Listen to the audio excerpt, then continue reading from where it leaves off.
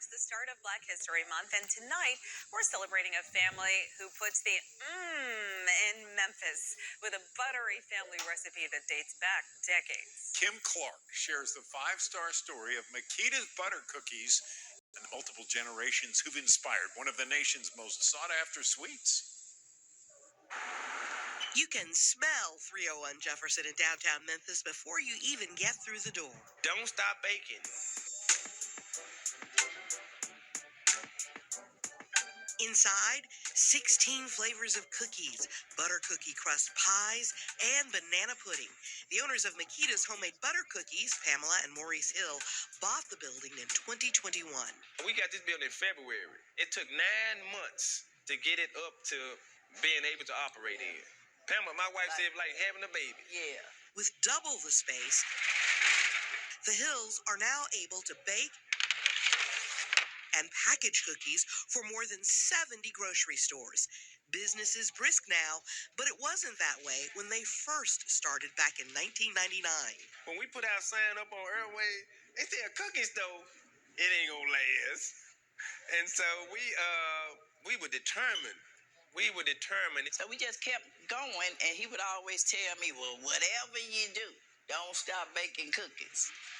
Maurice's grandmother gave him the butter cookie recipe and the inspiration. Harvey Sugars. And she used to play this song. We was coming up, Reach for the Moon. You might land up on a star. You're going to make it. I know that you are. And we used to get tired of her playing that song. She would say, come and listen to this song. But I didn't know she was inspiring us when we was children. She was planting a seed. A seed the Hills have grown into a nationally known business, all from scratch, weathering the ups and downs of entrepreneurship, one cookie at a time. I know one time the air went out. You remember that time the air went out over there on Airways? And he said, well, if we keep the door open, flies are going to come in. I said, yeah, but it's hot in here. You can't just work in here with the ovens all this. The name Makeda is that of the Hills' 6-year-old niece, a patient at St. Jude Children's Research Hospital who died of leukemia in 1997. And she told my wife and her mother, she said, why these folks bringing me all these presents and gifts?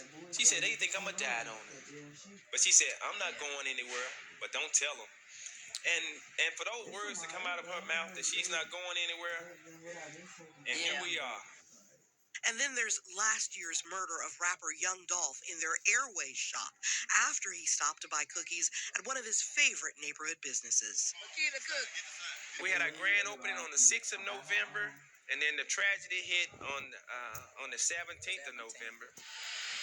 The couple was able to continue baking in their downtown shop, and an online movement helped them stay afloat after their main location became a crime scene and eventual memorial. They didn't stop. They did not stop. They still haven't stopped. You know, and a lot of people around the world want to taste Makedas because he loved our cookies. That's just kind of person he was. He was just that kind of kind-hearted person, just like that. As for reopening that Airways location? Well, we're not 100% sure, but we don't know. But that's the goal, you know, to hopefully eventually open back up. Because, like I said, been there for so long.